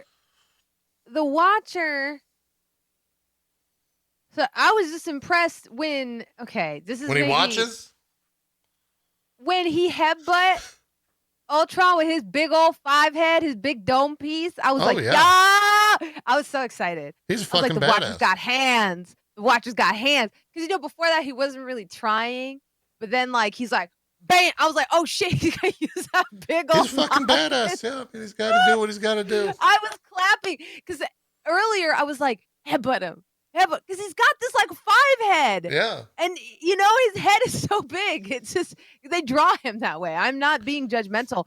But in my head, I was like, your hands are like this big. Your head is like this big. Headbutt him. Headbutt him. And then they did. And I felt so gratified in that moment. Because a headbutt from the Watcher probably hurts like hell. Look at the size of that melon. It's all like brainium, though. By Edgar Allan Poe, like there's just so much mass there being flung at you. that broke Jesse. No. You're right. You're right. 100%. I agree. It was good. It was good stuff. So we'll see. We'll see what season 2 looks like. Hopefully it's. I'm sure Chat gets it. Chat, right? Oh yeah, no, there were 5 heads spammed all the time, everywhere. Yeah, a freaking Watcher headbutt. That's like being hit by a tactical nuke, man. That thing is. Look at the size of that melon. It's big. It looks like Sputnik. Only like 5 people will get that reference, and that's fine. But for those 5 people, that's for you. Jesse might be one of them. No, me? No, I'm not one of them. Yeah. Anyways, is there anything, chat? Did we miss anything in the world of the MCU that you want us to discuss? For you guys, anything else? Are you guys excited for that Guardians of the Galaxy game out this month? Yeah, I'm excited for it. They got Cosmo in it. I've always wanted to see more Cosmo outside of the comics, and so that's good. Mhm. Cosmo is the goodest boy. Even more so than that, I'm so excited for Midnight Suns. It's It's a true. sponsor of the MC. Yeah, that's true. Sorry. Did you get those cards as well that they sent out, Bronze? Tweet them, chat. I don't know if they went to my PO box. You should go I look at your haven't PO gotten box. them. Okay. Yeah. I know me and I Jesse can't got remember. them. So. I can't They remember dope. which address I sent them. I was like, because I checked my home one and it wasn't here, so I was like, did I give them my PO box? Yeah, go to so your I'm gonna PO go check my box. PO box. It's dope as Okay. hell. They're like solid metal cards, and they're very good, very clean. The Captain Marvel one specifically is very cool. Make sure so is Doctor you Strange. go hit them up, chat, tweet them. Yeah. And be like, yo, I'm checking out this game because the MCU crew, we do this for free 99 because we love you guys and we love hanging out with each other and talking about the MCU, but getting paid is also cool. Sorry, I don't know what I'm doing. I don't know know either. We're not obligated for this episode. I know. You're just going off. Jesse, anything to say about Mr. Blackguard Boltagon? No. Actually, you know what? I got nothing Bolt? to say. I have nothing to say to Blackguard Boltagon. Okay. Nothing! All right. Nothing! He's done. You're dead to me, Blackguard! Whoa. You're dead to me! Don't let him hear you say that. Don't let him hear you say that. Are you okay? Yeah, I'm fine. I feel like he got visited by Mr. Blackguard. I was gonna say, did he come up to you and whisper that you were a bitch and then like broke your whole body? He's so powerful he can't even talk. Is that what happened? You're a he bitch. Like heard you And then talking his head just smack on the explodes. internet. Yeah, and he was like, "You're a bitch," and you're just like, basically like getting headbutted by the watcher. The only bitch in that room was a man named Blackguard Boltagon who chose to name himself Black Bolt. That's a dumb bitch move right there, Black Bolt. You big idiot. Nice pseudonym, you big dumb idiot dummy. All right. Fair enough.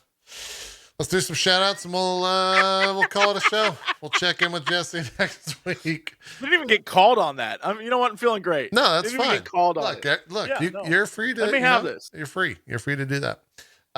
Looking forward to the next. So we got 3 weeks till Eternals come out. We could also turn our MCU ranking into a 2-episode deal. I don't know if we want to cram that all into one, but we could. And that's going to start next week, where we'll be ranking the entirety of the MCU probably next Monday. So tune in for that episode. It might span 2 weeks. Hell, we might even go 3, depending on how hard some of us are going to fight for that stuff. We'll see. But for now, let's do some shout outs and call it an MCU crew. Bronze, what do you got going on? Where can people check you out? What's coming up? Hello. Yes, I just wrapped a super secret project, which is why I was gone for a week, but it airs mid-November is the date I have. So keep an eye on the social medias. Got to work with some really cool people. Tomorrow I continue my own D&D campaign on my own channel. That's Tuesday nights at 6 p.m. Pacific Standard Time. And this week, I'm honestly just going to be playing a lot of Back 4 Blood because I love zombie horde games. They're my favorite genre after turn-based tactical games. So super excited. There you go. Also, thank you for 30,000 on Twitter. That was cool. Oh, Happened while I was out of town. Congratulations. Also, Bronze, I just want to let you know that you're an idiot for playing League of Legends, and I myself am a superior intellectual. You love it. My chat snitched on you. They were like, I know. I got a verbal I barrage on Twitter for some reason. I didn't know where it came from. It was out of nowhere. Yeah, I was like, what happened while I was gone? And everyone in chat was like, JP is playing League of Legends, and I was like, thank you, Strippin. I mean, because when I said that on this show, Strippin. You and Jesse were like, "Are you okay, Bronze? Are you depressed? Do you need help?" Because I was like, I got back into League, and now you're right here in therapy with me, JP. Therapy. Welcome. Yeah, welcome to the depths of depravity. We're League boys now. Is that what we are, Bronze? I'm still walking above the mud that you wallow in. Don't worry. I've thrown down my jacket and I'm walking right over this. I'm by law of marriage, I have to play. All right. It's just, someone's got to, okay. Got to be able to talk about that league when we go to You're those really company selling dinners. marriage to me right now, JP. You're really selling marriage. Yeah. This true. whole, you know what? I'm all right. I'm okay. Well, just don't marry a Riot employee. Then you're good to go, Jesse. I think everyone works for Riot now. This might be probably very true. hard. It's probably true. Yeah, Riot, I think, is like, besides the federal government, is the #1 employer in the United States. I think I heard that somewhere. That's a factual stat. Yeah. Yeah. Factual stat. Jesse, do some shout outs. What do you got going on?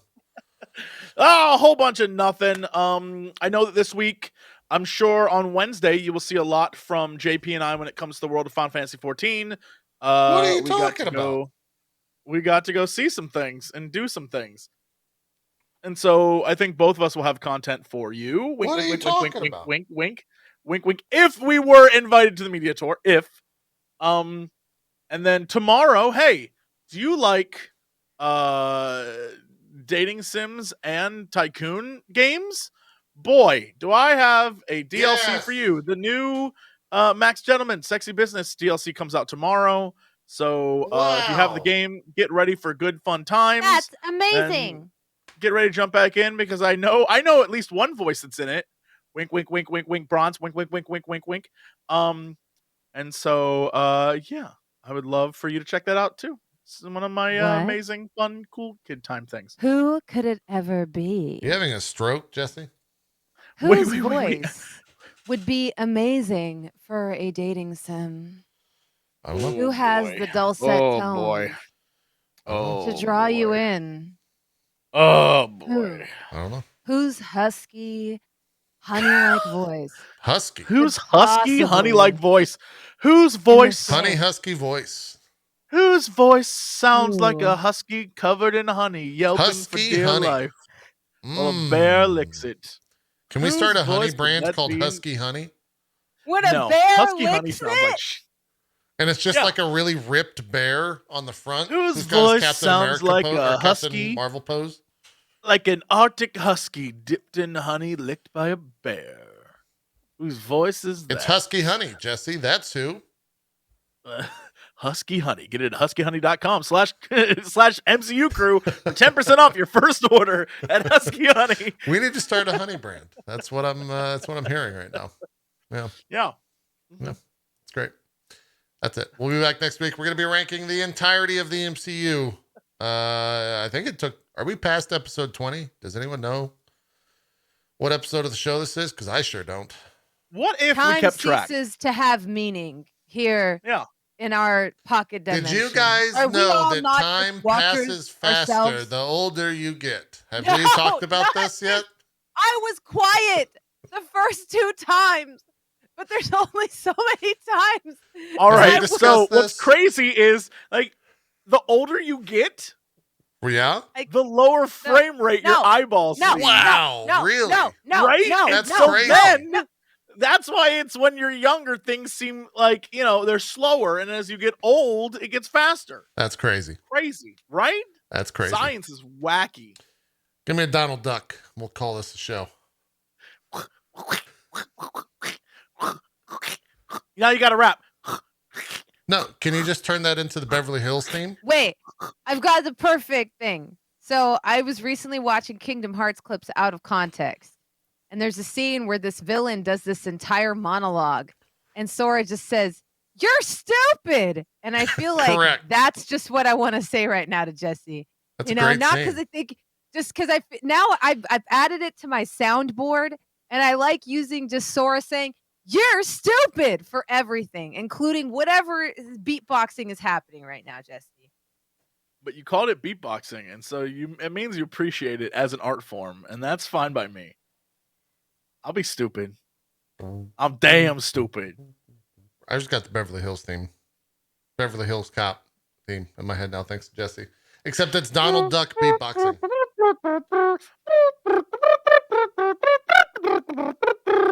And you got to do the robot to it. I don't know what the fuck that. You're having a stroke again.